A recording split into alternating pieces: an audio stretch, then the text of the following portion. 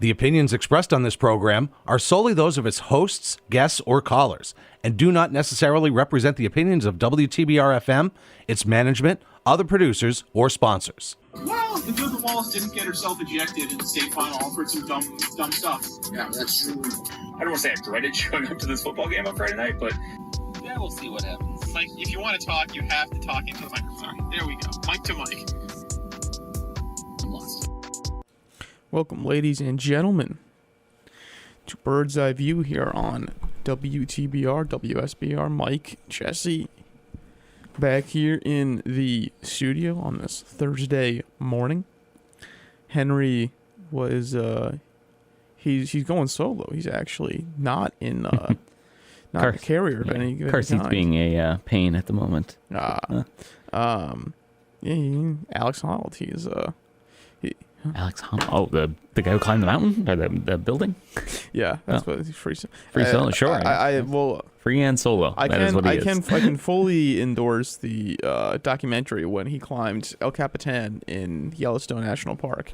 That was phenomenal. Mm-hmm. I did not watch the Netflix live of him climbing the Taipei Tower, but I did watch the highlight, and I cannot endorse that. It honestly, it disturbed me to my core. It felt perverse because, like, he's just there free solo. So free solo, for those who don't know, in climbing parlance, just means you have nothing. There's no parachute. There's no ropes. You're climbing it with your hands in a chalk bag, and that's it. And so Alex Honnold is his name. He's an American climber. He made waves because back in 2018, he climbed El Capitan, which is a very, very, very famous in the climbing world mountain, face of the mountain in Yellowstone National Park. Mm-hmm. And he climbed the whole thing without ropes. Became the first person to do that successfully. And so was a huge deal. Yeah, successfully is funny. Successfully, yeah. I mean, if you don't get it successfully, you're not completing it because it's like 3,000 feet. You're dead. In any case, so and free soloing is his speciality. Like, that's what he does. And so then, like last week before, did it on Netflix where he climbed a building in Taiwan. Mm-hmm. I believe it was the Taipei Tower. And it was just a Netflix live event, and it felt perverse.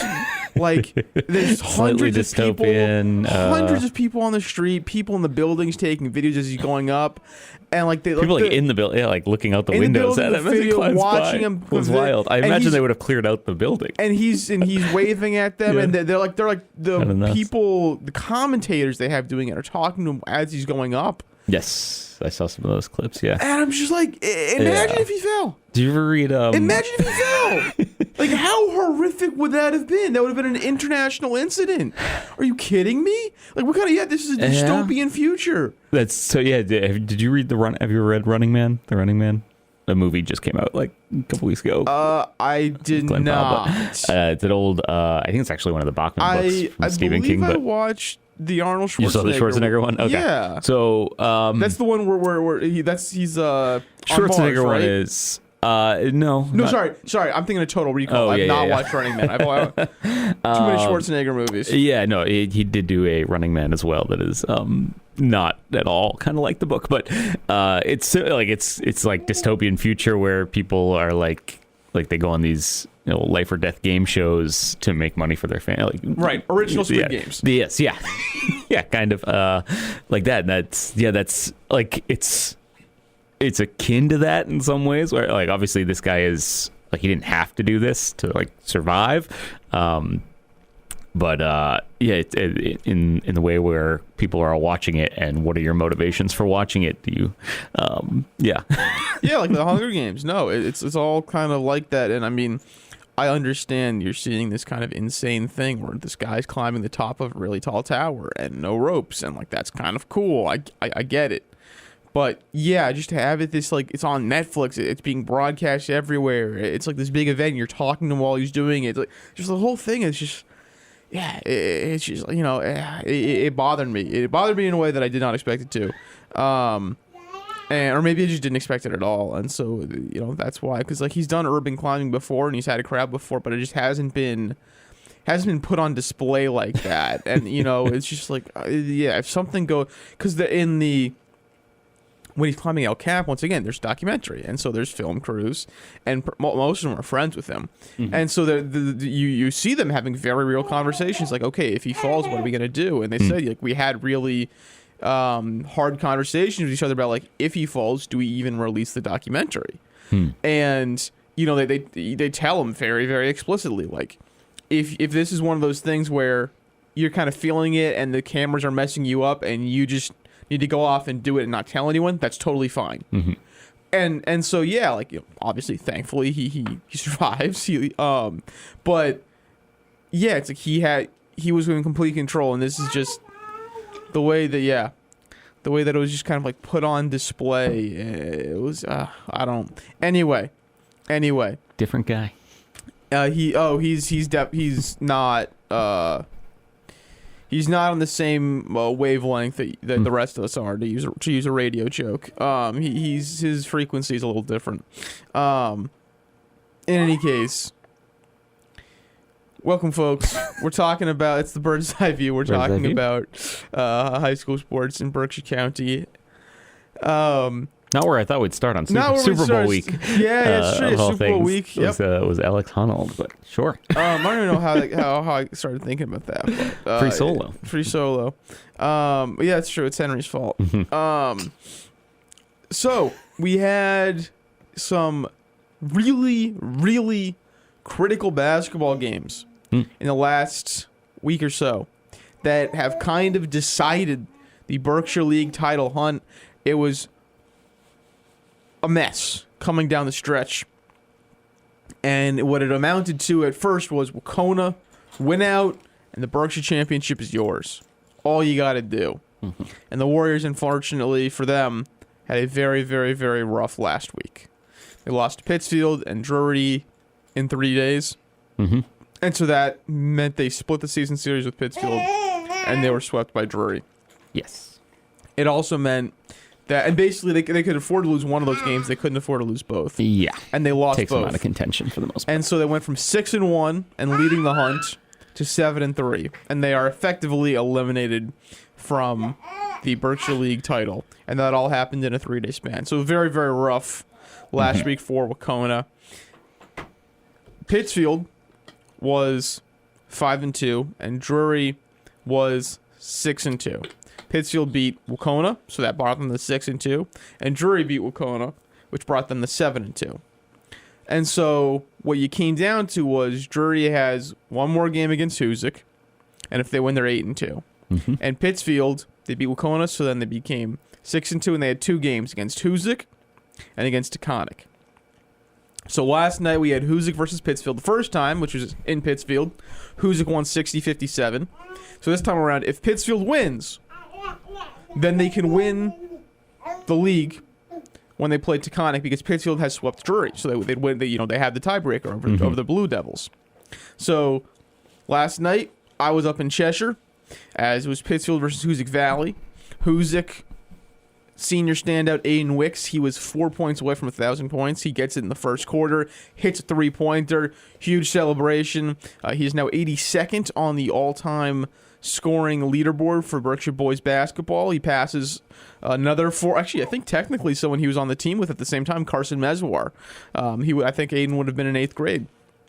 Carson's still in college, so I would imagine. Meswar was a senior. So he becomes 9th on Hoosick's list. So Hoosick has a pretty deep list. Yeah, Hoosick's got a pretty deep list. It's also just kind of wild because that might be a bit outlet he's taking. Whatever. It's like an Ethernet. I don't know. Ethernet. Does that count? That's going to make him smarter, right?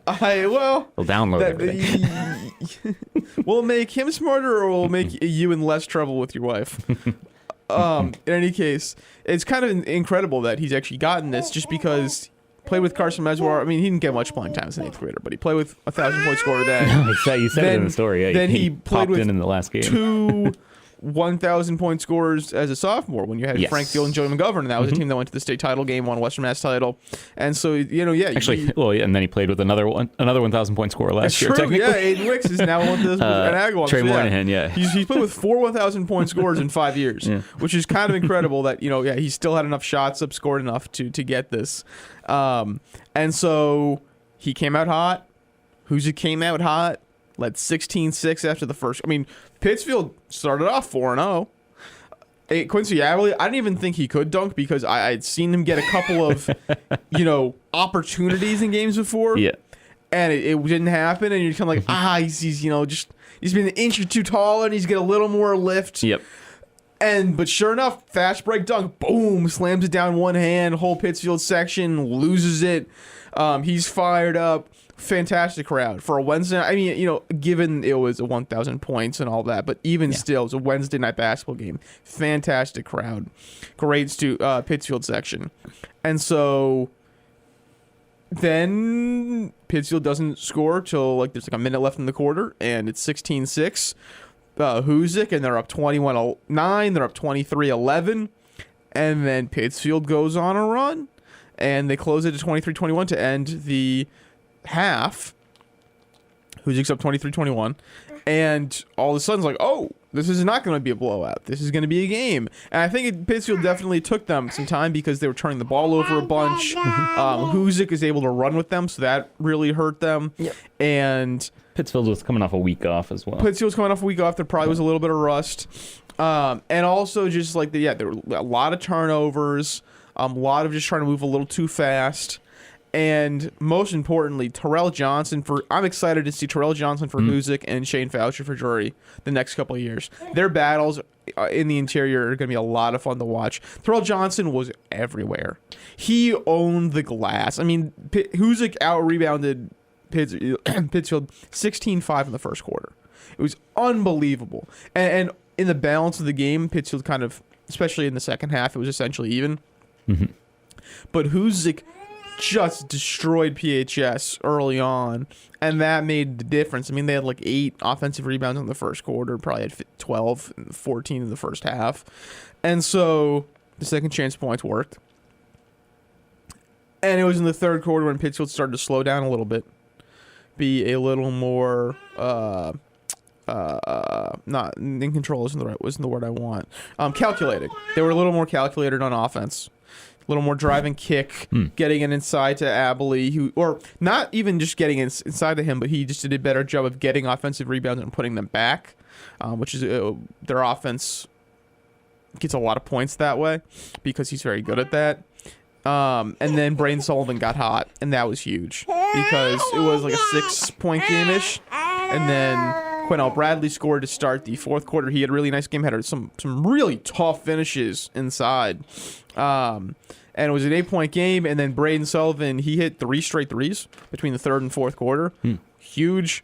Noah Kane Smalls then hit a 3. That kind of iced the game, but Braden Sullivan hit the go-ahead to put them up 48-46. They never trailed from there. Sam Teray had some nice plays, especially late in the game, hit 2 free throws that were huge to help them keep the lead. Noah Kane Smalls, once again, game kind of decider. And then free throw game, Pittsfield does what it needs to do. And yeah, they tough out the win, comeback, and very, very impressive comeback, 57-52. And so that sweeps the season series against Huzik. And it means that PHS is now also 8-2. Excuse me, is 7-2 with Drury. So Drury's 7-2, Pittsfield 7-2. On Friday, Drury plays Huzik, Taconic plays Pittsfield, and the reason that Pittsfield, if they win on Friday against Taconic tomorrow at the Boys and Girls Club, they can claim Berkshire League titles because they swept Drury in their season series. So Yes. all Pittsfield has to do, Mike and I joked, I was joking with people at Huzik last night. This is the only time in history Drury has rooted for Huzik. Yes. And sure enough, the entire Drury boys basketball team was there. They were all watching. And to be fair, I even asked Aiden Wicks about this after the game. He's like, yeah, I know a bunch of them for playing other sports. We're all friends. It's cool. But it now, unfortunately for Drury, they're now hoping that Taconic pulls off the upset because they'll both be 8-2 if they both win on Friday. But like I said, Pittsfield owns the tiebreaker. Pittsfield will claim the I don't know if inaugural is the right word, but the returning inaugural Berkshire League Championship with a win tomorrow in War on the Floor. That will be a doubleheader between Pittsfield and Taconic girls. Will be, I think, at like 5 or 5:30, and then the boys will play after that. Should be a really, really, really fun time. I'll be there. Oh, what's up, Henry? You excited? I think that's past your bedtime a little bit. Just don't hit your head there, Chief. But yeah, so that's a huge, exciting finish. We will talk all about it. We'll take a break first, and then talk a little bit more about the Berkshire League and how the other county teams are faring as we come to the close of the regular season. Western Mass almost upon us. We'll break that down. Keep it locked here on WTBR and WSBR. PCTV Select is a great way to watch local content without having a cable subscription. You can keep up with the latest of what's going on in your community from anywhere in the world, and it's available for free right now. Watch live events in full HD on your TV, on your computer, or on the go with your mobile device. Or watch our large library of on-demand video programs anytime that's convenient for you. No more waiting until it's on TV. Did we mention it's free? PCTV Select is everywhere you need to be. Have you ever dreamed of being a radio DJ, spinning your favorite vinyl, CDs, and MP3s? Have you ever wanted to share conversations with interesting guests with the community? Then the WTBR-FM Programming Committee wants to hear from you. We are now accepting proposals for new programs. For more information, visit WTBRFM.com or call 445-4234. Pittsfield Community Radio, for the love of radio. Welcome back, ladies and gentlemen. Bird's Eye View here on WTBR, WSBR. Jesse, Mike in the booth. Henry, ooh, what's up, buddy? You got your little juice packet? Feeling good? All right, so as you were mentioning before the break. Yeah, two questions coming out of that are, like, do you feel more confident in Huzik winning Class D / making a run in D5? And then on the flip side of that, was it just kind of same old Pittsfield? Like, okay, you can. So I was on the phone with Howard, our coworker, the other day, and he had just seen the Pittsfield girls, and he has this like thing where the Pittsfield girls and the Pittsfield boys are like the same team, and I'm like, I all right, but like different disagree. levels, because Pittsfield boys, okay, they can win a Western Mass title. Pittsfield girls can win a state title. He's like, yes. I think the Pittsfield boys could win a state title. I'm like, that's an insane take, but he's seen them play a couple of good games before, and that's why he thinks. Yeah, because there are levels. Their best wins. Just look at the power rankings. Yeah, no, they're not. They are not that good. You're talking top 5 versus 30. Like, where's Pitt? I don't know where Pittsfield like 20, is. They're like 28, 29. Yeah, but is this so? We got like our only crossover with SciTech, who is the number 1 seed in Class B, when the Western Mass brackets come out, I think Wednesday next week, something like that, Tuesday or Wednesday next week. But SciTech played Taconic. It was out in Springfield, and SciTech winds up winning 68-54, which final score wise you probably expected, or okay, so SciTech's legit. I did the roundup for that one, and a little deeper into it. SciTech won the fourth quarter 25-6. So this was Taconic's game for 3 quarters. And to be fair, Taconic is a team that they're very young, and they can kind of be yes, very hot, very cold. Very hot, very cold. Yeah, and so them running out of offense in the fourth quarter is not a huge surprise. Nope. Yeah. And I can easily see that just being them as opposed to what SciTech did. Yeah. So does that result, coupled with Pittsfield kind of taking care of business, beating Wacona, beating Huzik last night, supposing they win Friday, coming out of it as Berkshire champions, do you feel better about them in a Class B final? Even the tournament, Class B tournament, is going to be, I think, some intense games. To me, seeing that result gives me more confidence that a Berkshire League team could beat SciTech. Okay. Right now, Taconic, I believe, is the 7 seed. Mm-hmm. I have think it right here. Wacona is still 2 and Pittsfield's 3. Am I correct in saying all that? Correct all around, yes. And where's Monument? 8? 4. 4? Okay. So Monument could potentially play SciTech in the semifinals. Yep. Monument would host Frontier, Pittsfield would host South Hadley, and Wacona would be hosting Taconic. Right. So SciTech I would Belchertown. expect... I could see Taconic pulling off a Wacona upset, but I would expect Pittsfield, Wacona, and Monument to all win. And then, yeah, I would not be surprised if Monument were to knock off SciTech, if they play their game, if Taconic can hold them that close. I mean, it could have been a matchup thing, but I could see Monument pulling off the upset, and then... then you're back to having an all Berkshire final. Well, potentially. right back at Pittsfield Monument. That would be Year something. 3. That would be fantastic. That would be fantastic. Very possible. But yeah, then, so the so- Hoosick end of it. Feel better about it. We had some concerns. You saw Mount Everett and Hoosick both recently. Not to keep you talking. You've talked a ton. No, but- I mean, yeah, I think Hoosick... part of the reason their record is as poor as it is because, they're playing in the Berkshire League. And so it's like, Drury's great. Wacona's really good. Pittsfield's good. They split with Monument. So, they're playing up a lot. And I think that they certainly have the potential to win a Class D title. I also think Mount Everett has the potential to win a Class D title, although it's very hard to believe in Mount Everett just because they've lacked postseason success recently. And so, they're kind of almost there, and this feels like a year that they could be there, but we just haven't seen it yet. And, yeah, when Hoosick plays composed, they're very, very, very good. They whine a little too much, but, yeah, Aiden Wicks can get hot and hit threes, so can Blake Mazzio. Terrell Johnson's great on the glass. Quennell Bradley's great inside. Craig Field made some nice plays driving. Mm-hmm. So I definitely think, and they'll be the 1 seed, so they get 2 games at home. That will really help. And I don't believe Class D is particularly strong this year. They are the only team with a positive power rating. Right. To be fair, that's not an uncommon occurrence. Them and Mount Everett are the only teams Well, with a who are better 3 than and negative 4? 2.4. Who are 3 and 4? Libertas is 3, Duggan is 4. Yeah, so, and Duggan lost. It's like its 2 best players.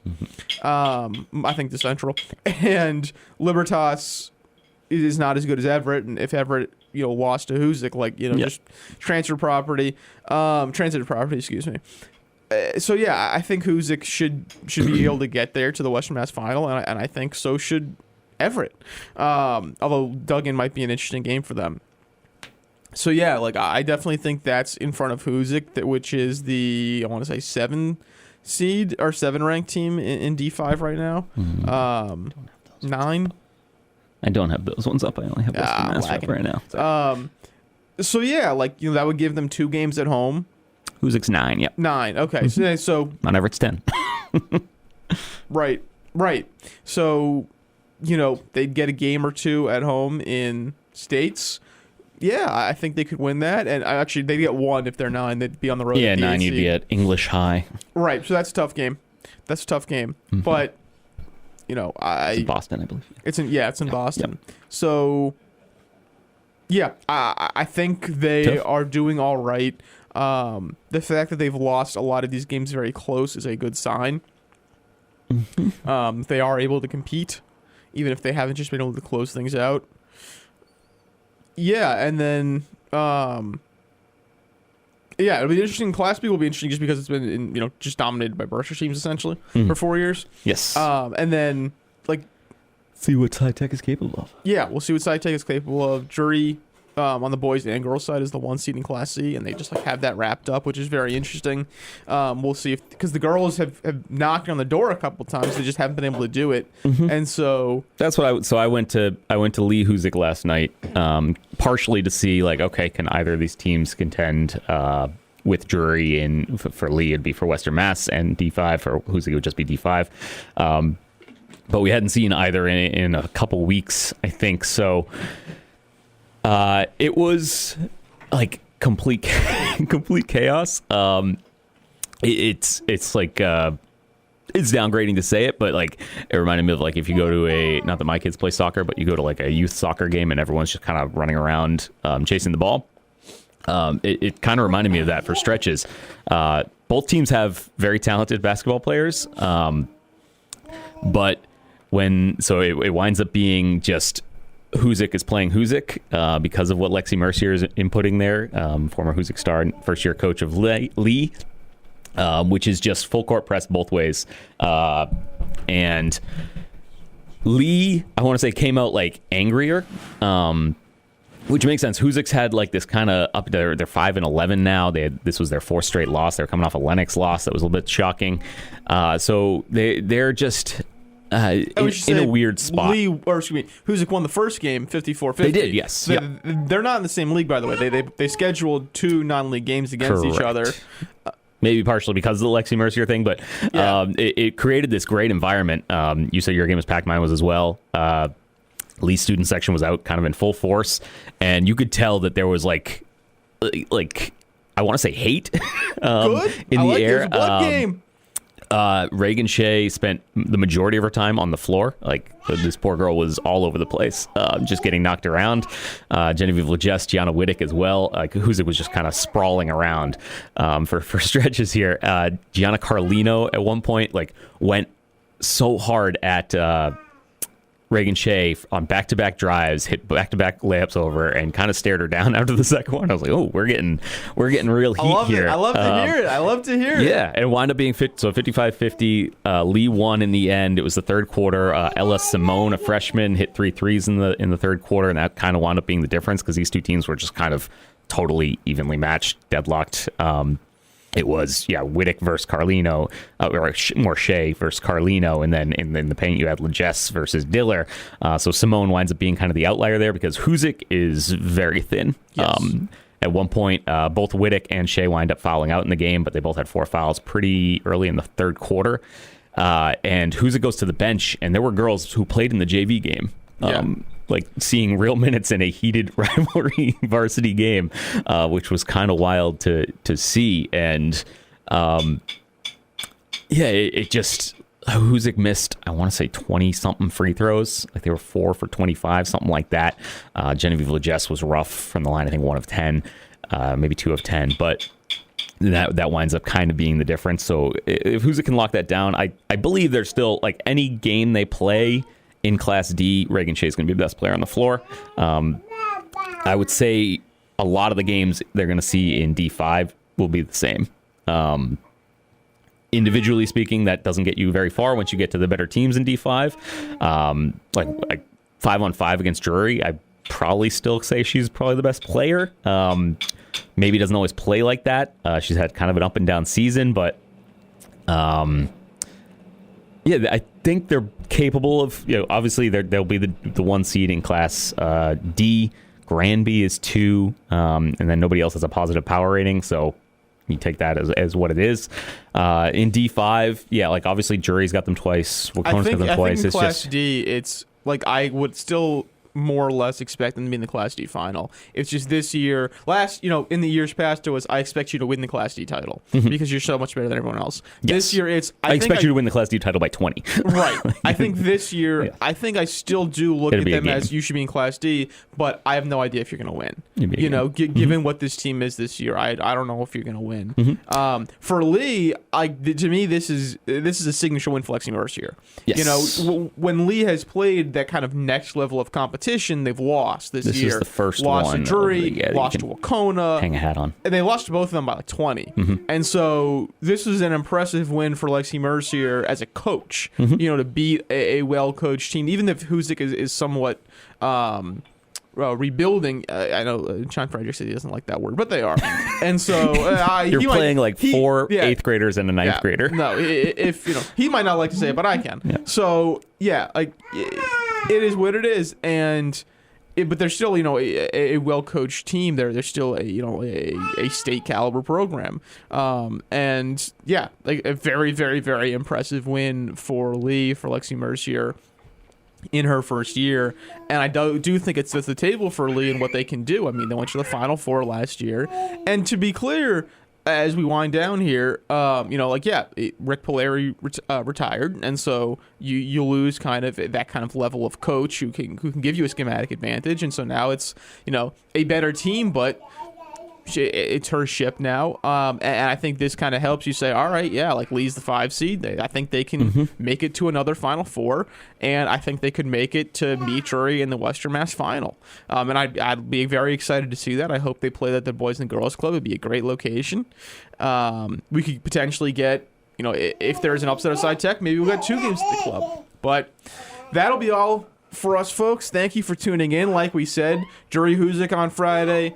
War on the Floor on Friday with that win, Pittsfield Clem Berkshire League title. Also, Waconia Monument on Friday. Some big games. Thank you. Have a good rest of your week and take it easy.